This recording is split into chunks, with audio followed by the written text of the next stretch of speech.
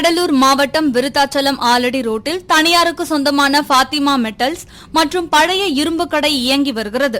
இந்த கடையில் வழக்கம் போல் பழைய இரும்புகளை கேஸ் கட்டர் மூலம் கட்டிங் செய்து கொண்டிருந்த போது கேஸில் கசிவு ஏற்பட்டு தீப்பொறி அருகில் இருந்த குப்பையில் பட்டு தீ விபத்து ஏற்பட்டது. மேலும் தீ மளமளவென பரவி அருகில் இருந்த மாமரத்திலும் பற்றி எரிய தொடங்கியது. இதனை பார்த்த அக்கம் பக்கத்தினர் தீயை அணைப்பதற்கு முற்பட்டும் முடியாததால் விருத்தாச்சலம் மற்றும் மங்களம்பேட்டை தீயணைப்பு துறையினருக்கு தகவல் அளித்தனர். அதன் பேரில் சம்பவ இடத்திற்கு சென்ற தீயணைப்பு துறையினர் தீயை கட்டுக்குள் கொண்டு வந்தனர்.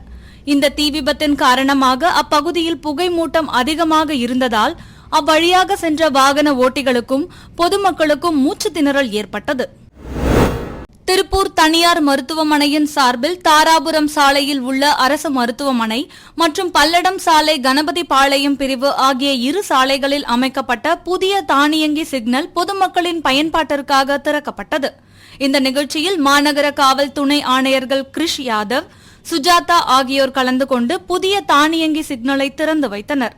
தொடர்ந்து வாகன ஓட்டிகளுக்கு காவல்துறையின் சார்பில் போக்குவரத்து விதிமுறைகள் குறித்த துண்டு பிரசுரங்கள் வழங்கப்பட்டது. இந்த நிகழ்ச்சியில் போக்குவரத்து காவல்துறை மற்றும் குற்ற தடுப்பு பிரிவு காவலர்கள் என ஏராளமானோர் கலந்து கொண்டனர். இன்னைக்கு commissioner of police Tiruppur city மேமோட இன்ஸ்ட்ரக்ஷன் படி இன்னைக்கு ஜீரோ ஆக்சிடென்ட் திருப்பூர்ல எல்லாமே ஃபாலோ பண்ணுவாங்க. அதுல எல்லாம் ஸ்ட்ரென்த் பிளஸ் டிராபிக் ஸ்ட்ரென்த் எல்லாமே இன்னைக்கு ஆக்சிடென்ட் ப்ரிவென்ஷன் பிளஸ் டிராபிக் என்னென்ன இஷ்யூஸ் இருக்கு அது எல்லாமே ஆக்சிடென்ட் ஹாட்ஸ்பாட்ஸ் எல்லாமே பார்க்க சொல்லியாச்சு. இது இன்னைக்கு அந்த ஒகேஷன்ல தான் we have Mr. Senthil Kumar and Kumar Hospital team has sponsored the signals at government hospital.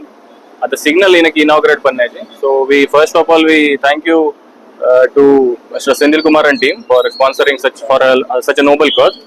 And இன்னைக்கு நம்ம திருப்பூர் சிட்டி போலீஸோட அதர் மோட்டோ தான் we will planning to have zero accident day. So that is only the motto. And இது இன்னைக்கு we are fully mobilizing traffic as well as எல்லா strength for this purpose. Thank you. இந்த இடம்ல இந்த மாதிரி போட்டாச்சு. இன்னைக்கு we are inaugurate 2 signals. இன்னைக்கு ஒரு GH கவர்மெண்ட் ஹாஸ்பிட்டல்ல ஒரு சிக்னல் பிளஸ் கணபதி பாளையம்ல ஜங்ஷன்ல ஒரு சிக்னல். இந்த ரெண்டு சிக்னல்ஸ் இன்னைக்கு we are inaugurating.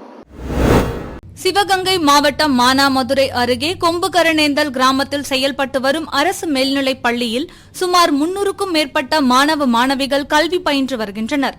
இப்பள்ளியில் தலைமை ஆசிரியராக செயல்படும் தன்னாயிரமூர்த்தி என்பவர் ஆசிரியர்களையும் மாணவர்களையும் கண்டிப்பதாக கூறி ஒருதலைப்பட்சமாக செயல்படுவதாக கூறப்படுகிறது. இந்நிலையில் தலைமை ஆசிரியர் நடவடிக்கையால் மன உளைச்சலுக்கு ஆளான பள்ளி ஆசிரியை சிவசங்கரி என்பவர் கடந்த சில நாட்களுக்கு முன்பு விஷம் அருந்தி சிவகங்கை அரசு மருத்துவக் கல்லூரி மருத்துவமனையில் சிகிச்சை பெற்று வருகிறார். இந்நிலையில் நேற்று ஒரு மாணவனை தலைமை ஆசிரியர் அடித்து உள்நோக்கத்துடன் திட்டியதாக கூறப்படுகிறது. இதனை கண்டித்து கொம்புகரணேந்தல் மற்றும் சுற்றுவட்டார கிராம மக்கள் பள்ளியின் முன்பு முற்றுகை போராட்டத்தில் ஈடுபட்டதால் பரபரப்பு ஏற்பட்டது. சென்னை தண்டையார்பேட்டை சேனியம்மன் கோவில் தெரு பகுதியில் வசித்து வருபவர் கார்த்திக். இவருக்கும் அதே பகுதியைச் சேர்ந்த ராமு என்பவருக்கும் முன்விரோதம் இருந்து வந்த நிலையில் இருவரும் வீட்டின் அருகே அமர்ந்து தனித்தனியாக மது அருந்தியதாக கூறப்படுகிறது. அப்போது கார்த்திக்கிடம் ராமு சண்டையிட்டு அவரை கத்தியால் வெட்டிவிட்டு தப்பியோடியுள்ளார்.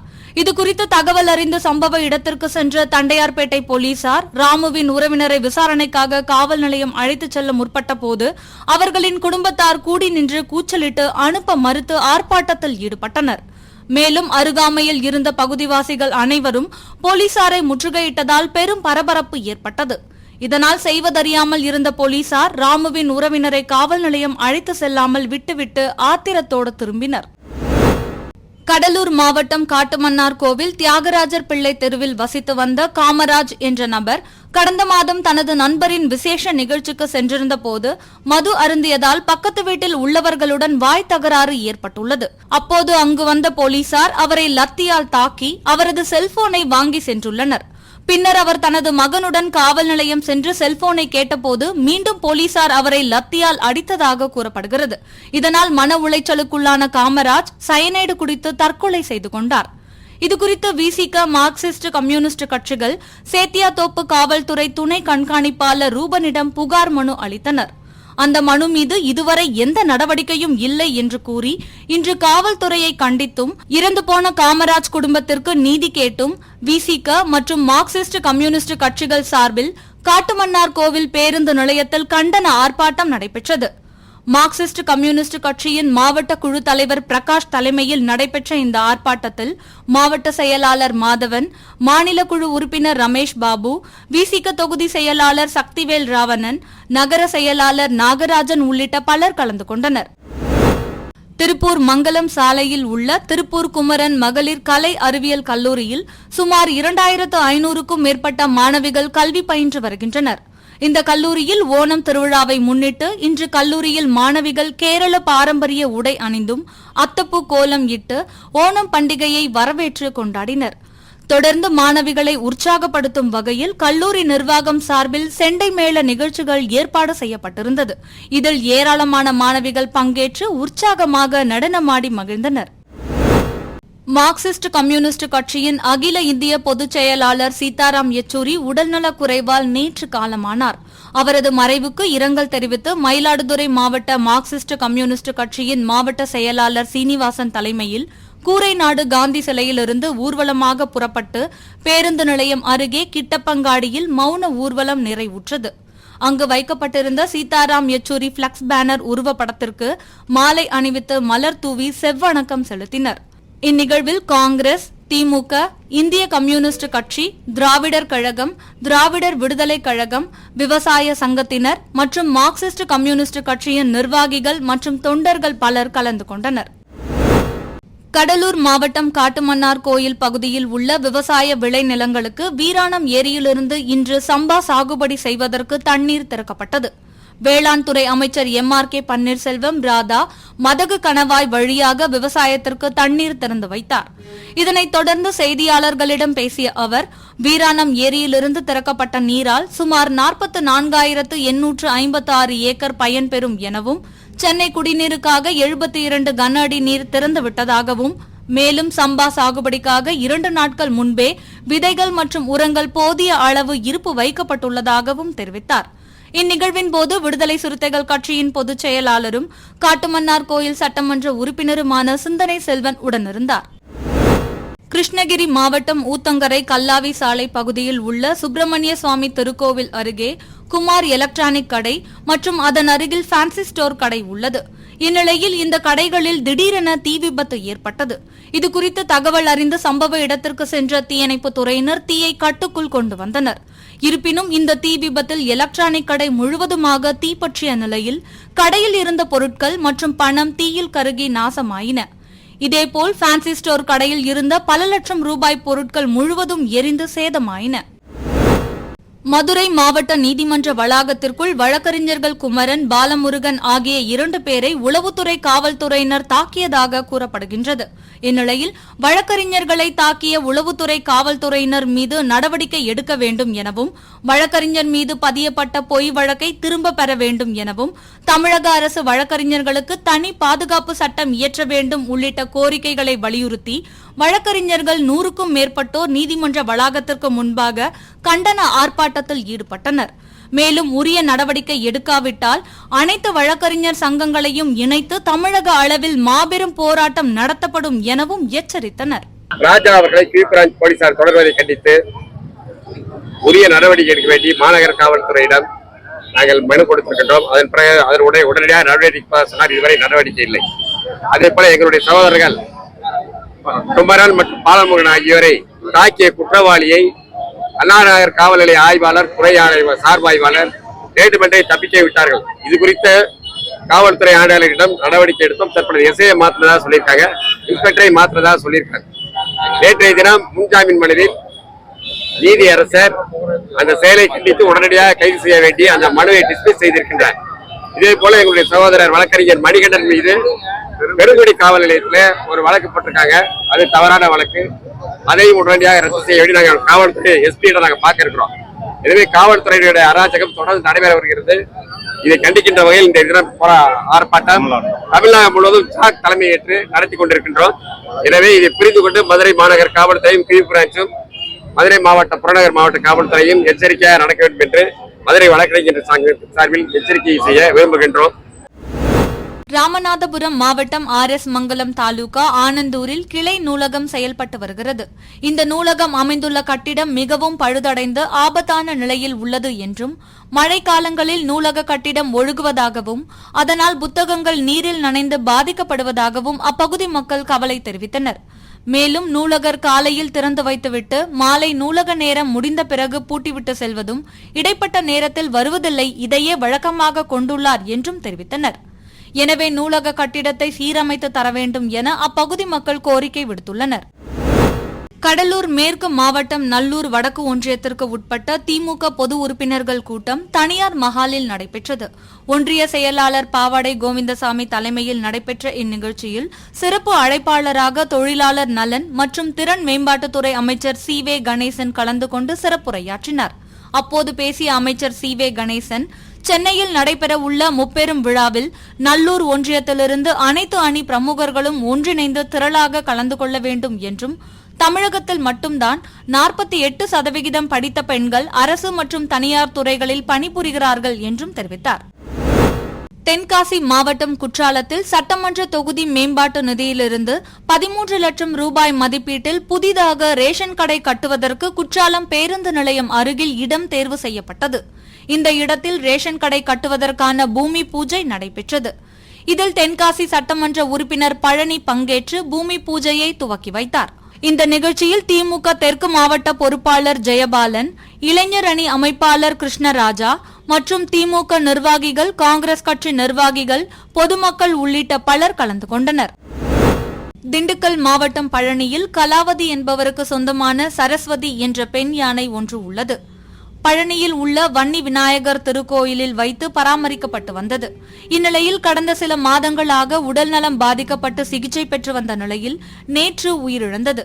இதையடுத்து உயிரிழந்த சரஸ்வதி யானையின் உடலுக்கு ஏராளமான பொதுமக்கள் மலர் தூவி அஞ்சலி செலுத்தினர். ராணிப்பேட்டை மாவட்டம் அரக்கோணம் அடுத்த முதூர் கிராமத்தில் சிலிண்டர் கசிவின் காரணமாக தீ விபத்து ஏற்பட்டதாக அரக்கோணம் தீயணைப்புத்துறை அதிகாரிகளுக்கு தகவல் கிடைத்தது. அதன் பேரில் சம்பவ இடத்திற்கு சென்ற தீயணைப்புத்துறை அதிகாரிகள் தீயை கட்டுக்குள் கொண்டு வந்தனர்.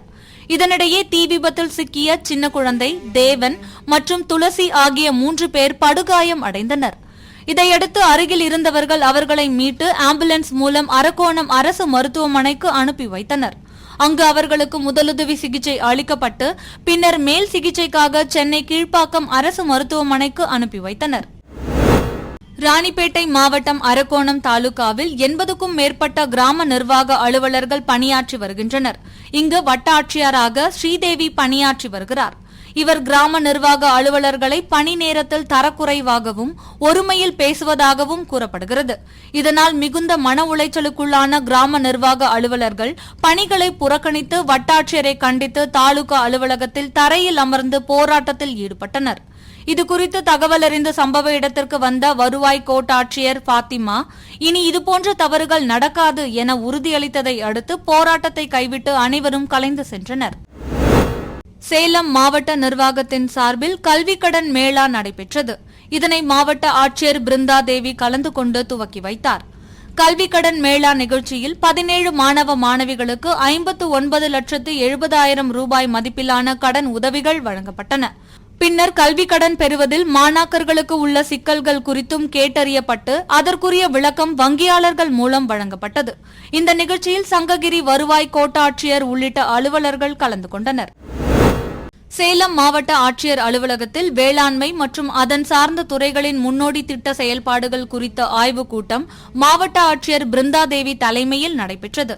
இக்கூட்டத்தில் விவசாயிகளுக்கு அரசால் செயல்படுத்தப்படும் திட்டங்களை முழுமையாக கொண்டு சேர்க்கும் பணியினை வேளாண்மை மற்றும் அதன் சார்பு துறை அலுவலர்கள் முனைப்போடு மேற்கொள்ள வேண்டும் என்று அதிகாரிகளுக்கு மாவட்ட ஆட்சியர் உத்தரவிட்டார். இந்த ஆலோசனை கூட்டத்தில் வேளாண்மை இணை இயக்குநர் மற்றும் தோட்டக்கலைத்துறை இயக்குநர் உள்ளிட்ட அலுவலர்கள் கலந்து கொண்டனர். புதுக்கோட்டை மாவட்ட தோட்டக்கலை மலைப்பயிர்கள் துறை சார்பாக தேசிய தோட்டக்கலை இயக்கம் நடத்திய சமவெளியில் மிளகு சாகுபடி குறித்த மாவட்ட அளவிலான தொழில்நுட்ப கருத்தரங்கம் வம்பன் பாலசரவண மஹாலில் நடைபெற்றது. மாவட்ட தோட்டக்கலை துணை இயக்குநர் அழகுமலை தலைமையில் நடைபெற்ற இந்நிகழ்வில் புதுக்கோட்டை மாவட்டத்தைச் சேர்ந்த ஏராளமான விவசாயிகள் பங்கேற்றனர். இந்நிகழ்வில் வேளாண் இணை இயக்குநர் ரவிச்சந்திரன், தோட்டக்கலை இணை இயக்குநர் விமலா, ஒருங்கிணைப்பாளர் யுவராஜா, வேளாண் பொறியியல் துறையின் செயல் பொறியாளர் குமார கணேஷ், வேளாண்மை துணை இயக்குநர் ஜெகதீஸ்வரி, தோட்டக்கலை உதவி இயக்குநர் குமார், பேராசிரியர்கள் தமிழ்ச்செல்வன், முனைவர் ராஜா ரமேஷ், முனைவர் ராம் ஜெகதீஷ் உள்ளிட்ட அரசு அதிகாரிகள் கலந்து கொண்டனர். தோட்டக்கலை மற்றும் மலைப்பயிர்கள் துறையின் சார்பாக 2023-24 ஆண்டு மாவட்ட அளவிலான கருத்தரங்கு நடைபெற்றுவதற்கு பெறப்பட்ட நிதியிலிருந்து நமது மாவட்டத்தில் சமவெளி பகுதியில் மலைப்பகுதியில் விளையக்கூடிய மிளகு சாகுபடி செய்யப்பட்டு வருகிறது. இந்த மக்களுடைய ஒரு விழிப்புணர்வு ஏற்படுத்துவதற்காக ஒரு கருத்தரங்கம் நடத்தினால் மேலும் நன்றாக மக்களை சென்றடைந்து ஒரு அதிகப்படியான பரப்பு மிளகு சாகுபடியில் கொண்டு வரக்கு வாய்ப்புள்ளது என்பதை கருத்தில் கொண்டு மாவட்ட ஆட்சித்தலைவர் அவர்களின் ஒத்துழைப்புடன் இன்று தேசிய தோட்டக்கலை இயக்க திட்டத்தின் கீழ் 200 விவசாயிகளுக்கு 2 நாட்களுக்கு இன்றும் நாளையும் ஒரு முந்திரி மிளகு சாகுபடி சமவெளியில் சாகுபடி செய்வதற்கான கருத்தரங்கு நடத்தப்படுகிறது. இந்த கருத்தரங்கில் மாண்புமிகு சட்டத்துறை அமைச்சர் அவர்கள் தலைமை வகித்தார்கள். இதில் மாவட்ட ஆட்சித்தலைவர் அவர்கள் முன்னிலையிலும் இந்த பயிற்சி துவங்கி வைக்கப்பட்டு பயிற்சி 2ஆம் நடைபெற்று வருகிறது. இந்த பயிற்சியில் விவசாயிகளுக்கு மிளகு எவ்வாறு சாகுபடி செய்வது, அதை வரக்கூடிய நோய் மற்றும் பூச்சி தாக்குதலை எவ்வாறு கட்டுப்படுத்தலாம் என்பதை இங்கு வம்பனில் உள்ள KVK ஆராய்ச்சி விஞ்ஞானிகள் மூலமும் அதற்கான வகுப்பறைகள் நடக்கப்பட்டு அதற்கான செயல் விளக்கமும் செய்து காண்பிக்கப்பட உள்ளது.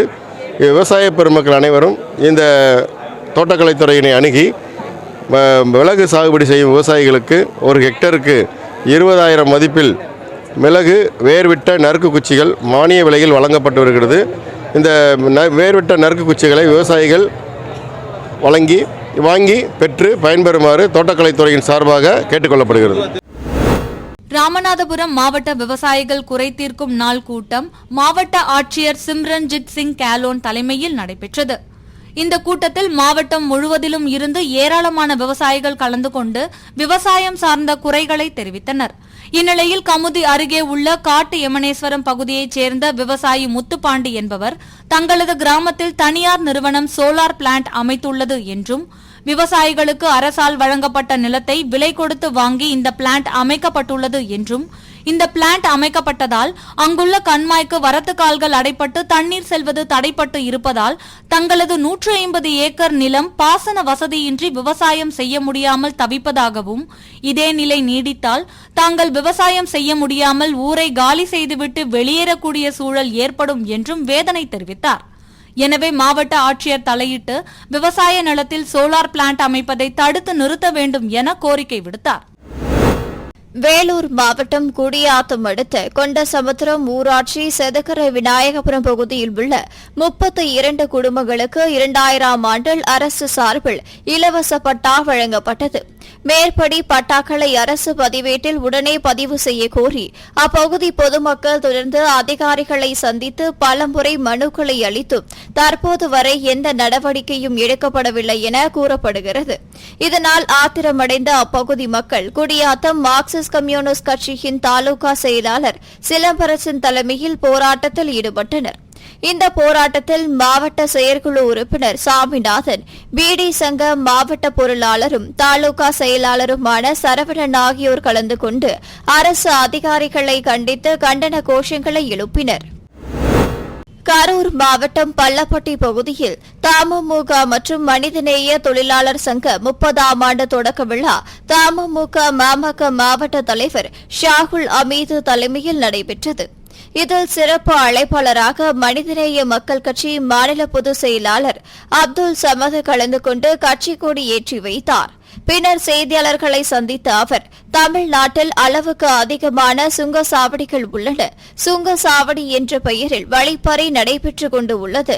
காலாவதியான சுங்கசாவடிகளை அப்புறப்படுத்தவும், சுங்கசாவடியில் வசூல் செய்யப்படும் கட்டண தொகையை குறைக்கவும் கோரி செங்கல்பட்டு, விக்கிரவாண்டி, திருச்சி, நெல்லை, நான்குநேரி, கோவை, வேலூரில் உள்ள சுங்கசாவடிகளில் மனிதநேய மக்கள் கட்சி சார்பாக வருகிற 16ஆம் தேதி முற்றுகை போராட்டமும், வருகின்ற 27ஆம் தேதி சென்னையில் மாபெரும் கண்டன ஆர்ப்பாட்டம் நடத்த உள்ளதாக கூறினார். அரியலூர் மாவட்டம் தத்தனூர் எம்ஆர்சி கல்லூரியில் தமிழ்நாடு அரசின் சிறப்பு திட்டங்கள் செயலாக்கத்துறை சார்பில் 2022-23 மற்றும் 2023-24 ஆகிய கல்வியாண்டுகளில் 12ஆம் வகுப்பு பொதுத் தேர்வில் தோல்வியடைந்த அல்லது தேர்ச்சி பெற்று உயர்கல்விக்கு விண்ணப்பிக்காத மாணவர்களுக்காக நான் முதல்வன் உயர்வுக்கு படி என்ற திட்ட முகாம் நடைபெற்றது. இதில் மாவட்ட ஆட்சியர் ரத்தினசாமி கலந்து கொண்டு முகாமினை தொடங்கி வைத்தார். பின்னர் அரசின் சார்பிலான கண்காட்சியினை பார்வையிட்டு 5க்கும் மேற்பட்ட மாணவ மாணவிகளுக்கு உயர்கல்வி சேர்க்கைக்கான ஆணையினை வழங்கினார்.